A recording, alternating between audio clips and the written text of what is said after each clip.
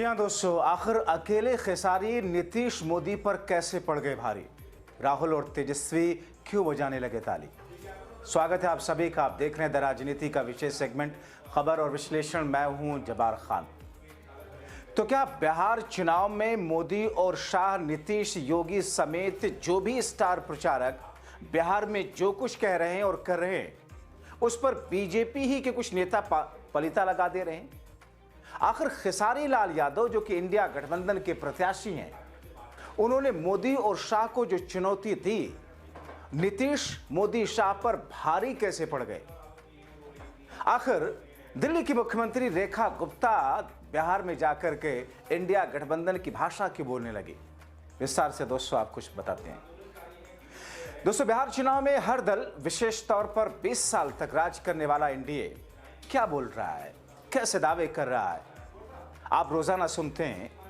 मगर बिहार की जनता कहती है कि 11 वर्षों में मोदी सरकार और 20 वर्षों में बिहार सरकार ने राज्य को क्या दिया? तो दोस्तों, मैं कहता हूं दिया तो बहुत कुछ है। अगर यकीन न आए तो जो मैं वीडियो दिखाने जा रहा हूं, छोटा सा हिस्सा उसका देख लीजिए।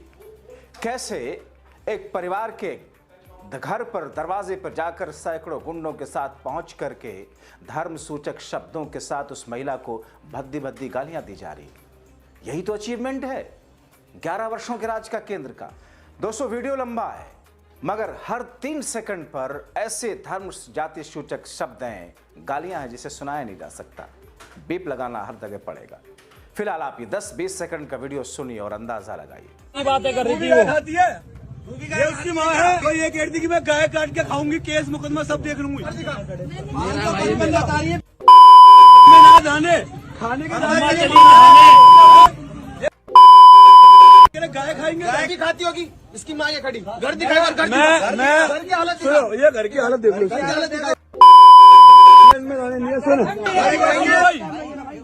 सुनो, योगी का विरोध करती, मोदी का करती, हमने कोई दिक्कत नहीं है।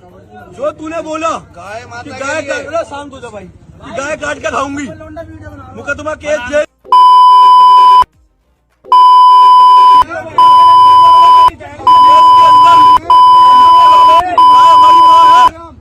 हिम्मत की गाय काट के रहेगी, माँ खड़ी है, घर से गाय पड़ी। अब किसी का विरोध करो, अगर तुम ये सोच रहे इस तरीके की भाषा दोगे गाय काटने की, गाय खाने की, ध्यान रख लेना।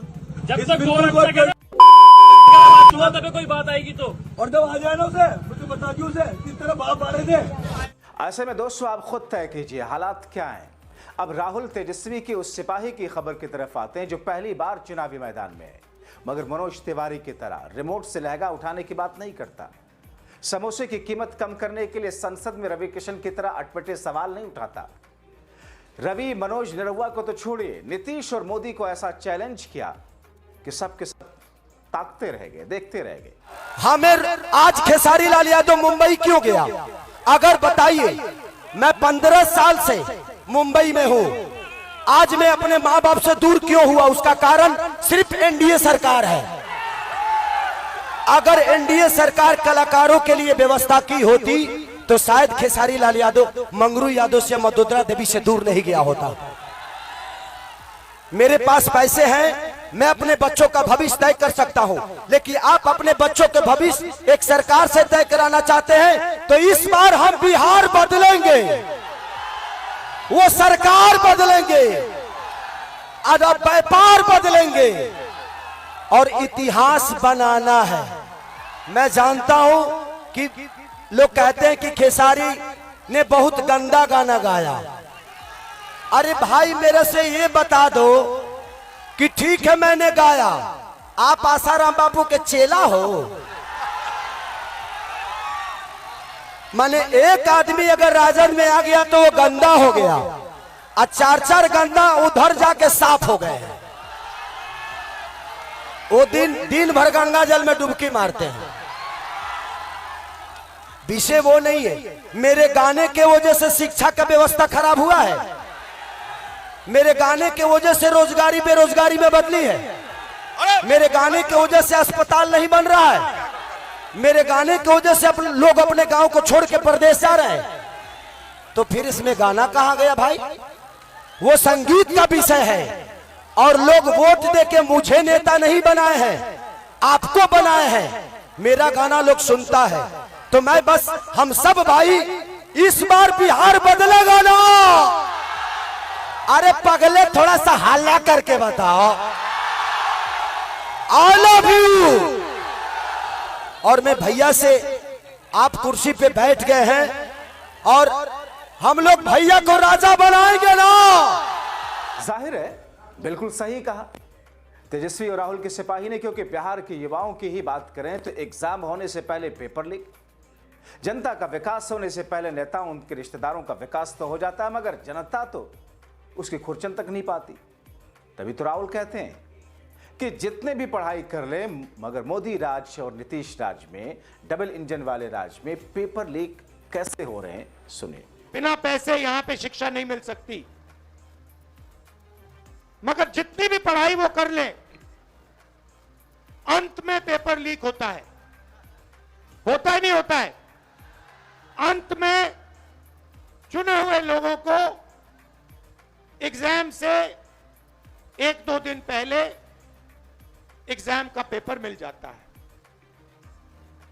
आप किसी भी स्टेट में पूछ लीजिए, बिहार के शिक्षा के सिस्टम के बारे में पूछ लीजिए, वो आपको बताएंगे बिहार में तो पेपर लीक होता है, बिहार में सही शिक्षा नहीं मिल सकती, बिहार में अस्पताल नहीं मिल सकता। आप जाइए, ऑल इंडिया मेडिकल इंस्टीट्यूट के नीचे एक फ्लाईओवर है, के पास में फ्लाईओवर है, उसके नीचे जाइए, वहां पे आपको बिहार के लोग दिख जाएंगे।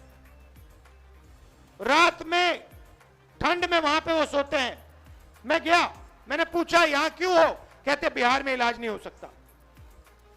अगर बिहार में इलाज करवाना है तो नहीं हो सकता, दिल्ली में होगा, कर्नाटक में होगा, तेलंगाना में होगा, बिहार में नहीं हो सकता। ये हम बदलना चाहते हैं।